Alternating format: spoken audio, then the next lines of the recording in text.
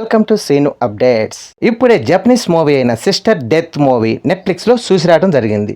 ఆ మూవీ ఎలా ఉందో ఒక్క ముక్కలో తెలుసుకుందాం. హర్రర్ సినిమాలు చూస్తే ఆ కిక్కే వేరు. కొన్ని పేర్లకే హర్రర్ మూవీస్ అంటారు. అందులో భయపడే సీన్ అంత ఏమి ఉండదు.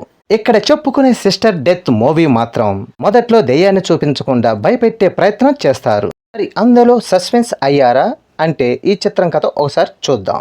అసలు కథ విషయానికి వస్తే, సిస్టర్ నర్సిసా కార్మెంట్ స్కూల్లో పిల్లలకు చదువు చెబుతూ ఉంటుంది. అక్కడ ఉన్న నర్సుకి ఆమె పెద్దగా నచ్చదు.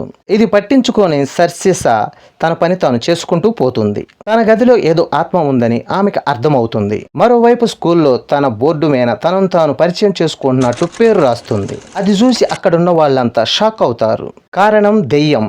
ఆ బోర్డుపై ఎవరి పేరు రాస్తే వారి జీవితం అంతమైపోతుంది. అలా ఒకసారి ఒక విద్యార్థి తన పేరుని ఆ బోర్డు పైన రాసుకుంటుంది. ఆ తర్వాత నీకేమి కానివ్వను అని హామీ ఇస్తుంది. నర్సింగ్ ఆ బాలిక ప్రాణాలు కాపాడలేకపోతుంది. ఆ బాలిక సావుకు నువ్వే కారణమంటూ అక్కడున్న నర్సు నర్సిసను వెళ్ళిపోమంటుంది. పెట్టి బేడ సర్దుకొని బయటికి వెళ్లిపోయే క్రమంలో నర్సు దాచిన రహస్యాన్ని ఆమె తెలుసుకుంటుంది. అక్కడ నుండి కథ మరింత ఆసక్తిగా మారుతుంది.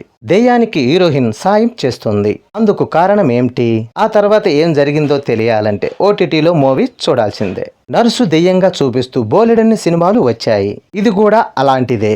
కానీ ఇందులో ఆ నర్సే దెయ్యంగా ఎలా మారిందన్నదే చూపిస్తారు. కొన్ని సంఘటనలు కలలా నిజంగా జరుగుతున్నాయా అనేవి అర్థం అవ్వవు. రియల్ సన్నివేశాల కంటే ఆ కళలే కాస్త భయంకరంగా ఉంటాయి. దెయ్యం తన గతానికి ముడిపడి ఉన్న వారిని చంపటం ఓకే, కానీ ఏ సంబంధం లేని చిన్నారిని తీసుకోవటం మింగుడు పడదు. చాలా సింపుల్ గా కథను ముందుకు తీసుకువెళ్లారు. దర్శకుడు వికృత ఆకారాలను చూపించి దెయ్యాల్లాగా భయపెట్టాలని అనుకోలేదు. పెద్దగా ట్విస్టులు కూడా ఉండవు. రాసుకున్న కథ మాత్రమే బాగుంది.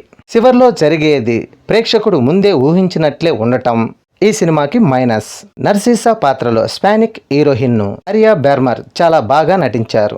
మిగతా వాళ్ళు తమ పాత్రలకు పరిమిత మేర నటించారు. యాక్టింగ్, ప్రొడక్షన్స్ వాల్యూస్ అన్నీ బాగున్నాయి. పీరియాడికల్ ఫిలిం కావటంతో ఎక్కువ బ్లాక్ అండ్ వైట్ లోనే సాగుతుంది. ఇక ఈ సినిమాని 1.5 గంటలోనే పూర్తి చేయటం మెచ్చుకోదగ్గ విషయమని చెప్పాలి. ఈ సినిమా ఎడిటింగ్ వెరోనికల్ 2017 చిత్రానికి సీక్వెల్ అని అర్థమవుతుంది. మీరు హర్రర్ సినిమాలు అభిమానులైతే వెంటనే చూసేయండి. కాకపోతే ఈ స్పానిక్ సినిమాకు తెలుగు వర్షన్ లేదు. హిందీ, ఇంగ్లీష్లో అందుబాటులో ఉంది. ఈ మూవీ నెట్ఫ్లిక్స్ ఓటీటీలో స్ట్రీమింగ్ అవుతుంది. ఈ వీడియో నచ్చితే లైక్ చేయండి, షేర్ చేయండి, ప్లీజ్ సబ్స్క్రైబ్ చేయండి.